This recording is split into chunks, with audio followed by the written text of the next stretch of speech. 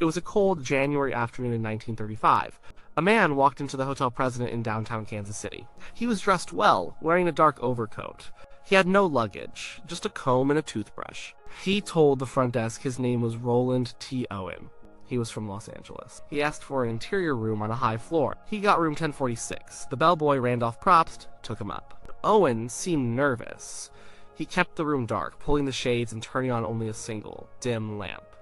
He told the bellboy he was waiting for a friend. That was the beginning. And in less than 48 hours, that room would become one of the most infamous crime scenes in American history. The question of who killed the man in room 1046, the man who called himself Roland T. Owen, has never been answered. To understand the mystery, you have to understand the strange events that happened in that room. The hotel staff were the only real witnesses, and what they saw only made things more confusing. The maid, Mary Soptic, was central to the story. She came to clean the room the next day, on January 3rd. She found the door locked from the outside. This was unusual. Most hotel doors in those days locked from the inside, but some had a function to be locked from the outside as well. Soptic assumed Owen had just left and locked it. She used her passkey and went in. The room was almost completely dark, the blinds were tightly drawn. The only light came from that one small lamp. She could make out a large figure sitting on the edge of the bed in the darkness. It was Owen. He was on the phone. As Soptic started to clean, she overheard part of his conversation. He said, "No, Dawn, I don't want to eat. I am not hungry. I just had breakfast." A little later he said, "No, I am not hungry." He hung up. He then turned to Mary and asked her about her job at the hotel, if she was responsible for the entire floor. He seemed anxious, restless. He told her it was fine to leave the door unlocked because he was expecting a friend soon. She finished her work and left, leaving the door unlatched as he had asked. Later that afternoon, Mary returned with fresh towels. The door was now locked from the outside again. She knocked. A voice she didn't recognize, a deep and gruff voice, answered. She said she had fresh towels. The man told her to leave. He said they had enough towels. Mary knew this wasn't true. She hadn't left any towels earlier. But she didn't argue. She just left. This was the first sign that Owen was not alone. The man he called Don was perhaps now in the room. That evening, the hotel saw more strange activity connected to room 1046. A woman who lived in the city, Jean Owen, no relation, was staying at a hotel next door. She had come to Kansas City for a romantic rendezvous. She was in her room when she heard voices, a man and a woman, arguing loudly from the hotel next door. She later told police she could clearly hear the words from the woman, "I'll leave you again. I'll leave you again." The voices seemed to be coming from the floor where room 1046 was located. Around the same time, another guest at the hotel president reported a loud party in or near room 1046. It sounded like a man and a woman talking loudly. The next morning, January 4th, the mystery deepened. Mary Soptic arrived for work around 10:30 a.m. She found the door to 1046 was still locked from the outside. She used her passkey again. This time, Owen was lying on the bed, seemingly asleep. He was naked. The room was still dark. On the bedside table, she saw a note. It read, "Dawn, I will be back in 15 minutes. Wait." It seemed Owen had left and come back, or perhaps Dawn had left it for him. She did her cleaning and left, but something wasn't right. The hotel telephone operator noticed that the phone in room 1046 had been off the hook for a long time. She sent a bellboy, the same one, Randolph Probst, to check on it. This was around 11 a.m. Probst went to the room and knocked. There was no answer. He tried the door, but it was locked. He shouted through the door, "Mr. Owen." After a few moments, he heard a voice say, "Come in. Turn on the lights." But Probst couldn't come in. The door was locked. He shouted that through the door. There was no response, so he gave up and left. An hour later, the phone was still off the hook. The operator sent Probst back again. He knocked again. This time he heard noise inside, what he later described as two people talking. He knocked louder. A voice told him to go away, that he didn't need any service. Probst explained he just needed to put the phone back on the hook. The voice said nothing. Probst gave up and left again. This was the last time anyone would hear from someone inside room 1046, while the victim was still conscious enough to speak. The final act began the next morning, January 5th. The phone was still off the hook. This time, the hotel sent a more senior bellboy, Harold Pike. He went to the door and found it locked. He used his passkey to open it, but the door wouldn't budge. It was blocked from the inside by something. Pike called for his manager. Together, they managed to push the door open just enough to see what was blocking it. It was a man's body. Roland T. Owen was lying on the floor, naked, in a pool of blood. The scene inside the room was horrific. Owen was alive, but just barely. He had been brutally tortured. His wrists and ankles were bound with cord. There was another cord tied loosely around his neck. He had been stabbed multiple times in the chest. His lung was punctured. His skull was fractured from repeated blows to the head. The room was a mess. The walls were splattered with blood. The telephone stand was knocked over. The phone itself was on the floor, off the hook, covered in blood. The police and a doctor were called. Dr. Harold Flanders arrived and tried to help the man. He asked him what happened. Owen, barely able to speak, whispered, "I fell against the bathtub." He was asked if he tried to kill himself. He said no. And then he said something that made no sense. Nobody. When asked who was in the room with him, he just repeated, nobody. He lost consciousness shortly after and was taken to the hospital. He died a few hours later. His last words were a lie and a denial. The police investigation started immediately, but it hit a wall almost instantly.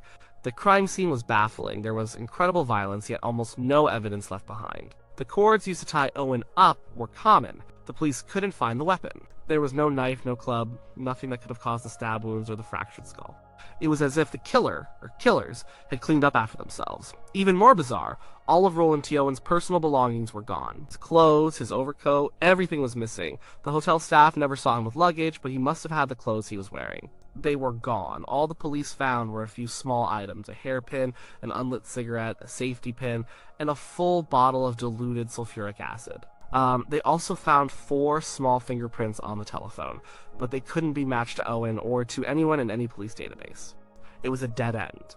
The identity of the victim was the next problem. The police in Los Angeles had no record of a Roland T. Owen. The name was a fake. The man in room 1046 was a ghost. No one knew who he was. The police released his description and a sketch to the public. He was between 20 and 35 years old. He had a distinctive cauliflower ear, suggesting he might have been a boxer or a wrestler. He also had a large, rough scar on the side of his head. Someone had to know him, but no one came forward. The police were stuck. They had a dead man with no name killed in a locked room by a phantom killer who left no clues. They arranged for his burial. They planned to put him in a pauper's grave. But then, another strange thing happened. An anonymous person called the funeral home. The caller said he would provide money for a proper burial. He insisted that Owen be buried in Memorial Park Cemetery, and he wanted a specific plot. The caller said, "We'll see to it. He had it tough. He deserved a good burial." The money for the funeral arrived in the mail, wrapped in a newspaper. It was cash. A few days later, a local flower shop received another anonymous call. The caller, a woman this time, ordered a bouquet of 13 American Beauty roses to be sent to the funeral. And she also sent cash in the mail. The card with the flowers was to read, "Love forever, Louise." So now there were more mysterious people. The man who paid for the funeral. The woman named Louise, but still, no one knew who the victim was. He was buried under the name Roland T. Owen. For over a year, that's where the story ended. A complete mystery. Then, in the summer of 1936, a woman named Ruby Ogletree from Birmingham, Alabama, saw an article about the unsolved murder in a magazine. The description of the dead man, the scar, the cauliflower ear, it sounded familiar. It sounded like her son, Artemus Ogletree. Artemus had left home in 1934. He was a restless young man. He had been traveling around the country, sending letters home sporadically. Ruby had last heard from him in the spring of 1935, a few months after the murder in Kansas City. So it couldn't be him, or could it? Ruby started to look back at the letters. They were strange, they were typed, which was unusual for Artemus. The language didn't sound like him. But she had been so happy to hear from him that she hadn't thought much of it. She also remembered getting a strange, anonymous phone call. The caller said that Artemus had saved his life, and that he was now married to a wealthy woman in Cairo, Egypt. It was a bizarre story. The police in Kansas City agreed to exhume the body. They compared dental records. It was a match. The man known as Roland T. Owen was actually Artemus Ogletree. And one piece of the puzzle was solved, but it only created more questions. Who had been sending those letters to his mother after he was already dead? Who was trying to create the story about him being in Egypt? It seemed like someone was trying to cover their tracks to make sure his family wouldn't look for him. This new information gave police a new angle. They learned more about Artemus. He was not a boxer or a wrestler. He had gotten the cauliflower ear and the scar from a childhood accident involving hot grease. He was just a normal young man. So why was he in Kansas City, staying in a hotel under a fake name, seemingly terrified of something or someone? This is where the facts end and the theories begin, and there are many theories. No one has ever been charged with the murder of Artemus Ogletree. The case is officially cold. but people have been trying to solve it for decades. The most common theory is that it was a mob hit. Kansas City in the 1930s was a rough town run by a political machine boss named Tom Pendergast. Illegal gambling, speakeasies, and organized crime were rampant. It's possible that Artemus got mixed up in something bad. Maybe he owed money to a bookie. The name Don that he mentioned on the phone could have been a nickname for a mobster. The professional nature of the crime fits. The killer or killers tortured him, likely to get information. Then they killed him and cleaned up the scene, taking the weapon and his clothes to make identification harder. They were professionals. The letters sent to his mother afterwards could have been part of the cover-up to buy themselves more time before anyone realized he was missing. But what information could a young man from Alabama have that was worth torturing and killing him for? This leads to a more specific version of the mob theory. There was a man in Kansas City politics named a senator at the time who was being investigated. Maybe Artemus overheard something he shouldn't have. Maybe he was going to be a witness in a trial. In this scenario, Don and the others were sent to silence him. The torture was to find out who else he had told. This fits the timeline of political corruption in the city. But there's no direct evidence linking Artemus Ogletree to any political figures or ongoing investigations. It's just speculation. Another popular theory is that it was a love affair gone wrong. This theory focuses on the woman, Louise, who sent the flowers, and the woman's voice that was heard arguing. Maybe Artemus was having an affair with a married woman. The man who answered the door, the gruff voice, could have been the angry husband or boyfriend. The argument Gene Owen overheard could have been the final confrontation. The murder could have been a crime of passion. The husband and maybe the wife tortured Artemus to find out details of the affair. But this theory has problems too. A crime of passion is usually messy and unplanned. The murder of Artemus Ogletree was systematic. He was tied up and tortured over a period of hours. The killers had the presence of mind to clean up the crime scene, remove evidence, and even orchestrate a cover-up with the letters to his mother. That seems too calculated for a jilted lover who just snapped. And why would they pay for his funeral? Was it out of guilt? It's possible, but it seems unlikely. There's also the theory of mistaken identity. Maybe the killers weren't after Artemus Ogletree at all. Maybe they were looking for a man named Roland T. Owen. Perhaps the real Roland T. Owen was involved in something dangerous, and Artemus just happened to check into a hotel using that name. But this seems like a long shot. The killers spent a lot of time with him in that room. They spoke with him. It seems they would have realized pretty quickly if they had the wrong man. The torture suggests they were convinced he was the person they were looking for. And then there are the smaller nagging questions that don't fit neatly into any theory. Why did Artemus check into the hotel with no luggage? It suggests he was either traveling very light, or he was meeting someone who had his things. Why was he so insistent on an interior room? Was he hiding from someone, trying to avoid being seen from the street? His nervous behavior, reported by the bellboy, suggests he was afraid of something before any of this even started. The note, "Don, I will be back in 15 minutes. Wait, is another puzzle? Who wrote it? If Artemus wrote it for Don, it means they had a somewhat normal relationship at one point. If Don wrote it for Artemus, it means Don left and came back. Or maybe a third person was involved. The presence of the hairpin suggests a woman was in the room at some point. Was this Louise? Was she a victim too, or a participant? And perhaps the most haunting detail of all is what Artemus himself said. "I fell against the bathtub." He was trying to protect his killer.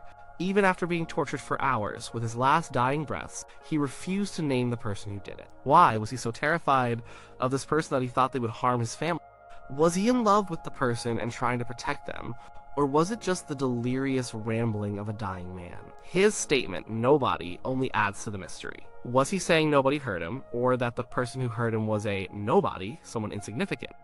We will never know. The story of Artemus Ogletree, the boy in room 1046, is so compelling because it feels like a story with all the middle pages ripped out. We have the strange beginning and the tragic end, but the why is completely missing. We don't know why he came to Kansas City. We don't know why he used a fake name. We don't know who Don was. We don't know who Louise was. We don't know why someone would torture him with such brutality and then carefully cover their tracks. Every clue just leads to another question. The phone being off the hook, the door being locked from the outside, the missing clothes, the anonymous payments for the funeral and flowers, the letters sent to his mother after his death. Each detail is like a piece from a different puzzle. They don't fit together to form a clear picture. Over the years, people have claimed to have new information. Some have suggested connections to specific mobsters of the era. Others have tried to track down women named Louise who might have been in Kansas City at the time. But nothing has ever been proven. The trail went cold almost as soon as the crime was discovered. The people who knew the truth are all long dead. The secrets of room 1046 died with them. So, who killed the boy in room 1046? The honest answer is that nobody knows. It wasn't one person. The evidence points to at least 2 people being in that room with him. A man with a gruff voice, and likely a woman. It seems they held him captive for at least a day. They controlled him, they tortured him, and they murdered him. They were methodical. They were careful, and they got away with it completely. The story stays with you because of its darkness and its ambiguity. It's a real-life horror story that happened in a normal hotel on a normal day. A young man, far from home, checked into a room and entered a nightmare he would never escape. He was not a gangster or a politician. He was just a boy named Artemus. And something he did, or something he knew, or someone he met, led him to that dark room where he was systematically destroyed. The killer was not a monster who appeared out of the shadows. It was someone he knew. Someone he was waiting for. Someone he let into his room. And that is perhaps the most terrifying part of all. The door to room 1046 was not broken down. It was open from the inside. The evil that found Artemus Ogletree was an evil he invited in. And we will likely never know its name.